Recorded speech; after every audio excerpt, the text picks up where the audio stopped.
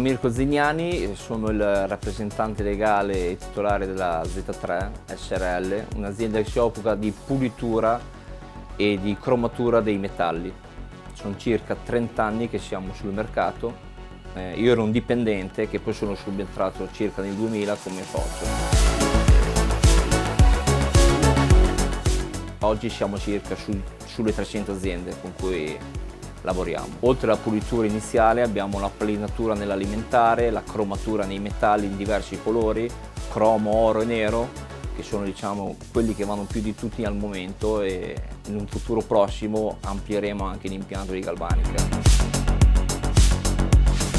Diciamo che la CMS è comunque per il nostro servizio un punto fondamentale, perché è il cuore della pulitura. Tutto quello che è in piano e passa nella macchina ci dà una mano enorme, ci permette di essere molto veloci e di ottenere una qualità molto alta. Si parla anche di 15-20 mila pezzi alla volta. Prima si lavorava a mano con tanta gente, ma la qualità non era la stessa. La macchina ti dà una qualità molto superiore.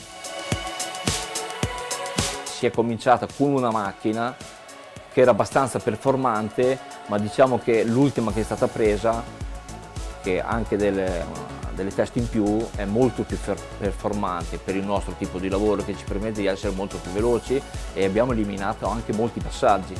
Abbiamo anche abbattuto i costi, che oggi sono fondamentali, perché il cliente, oltre alla qualità, la prima cosa purtroppo, lo sappiamo tutti, è il costo.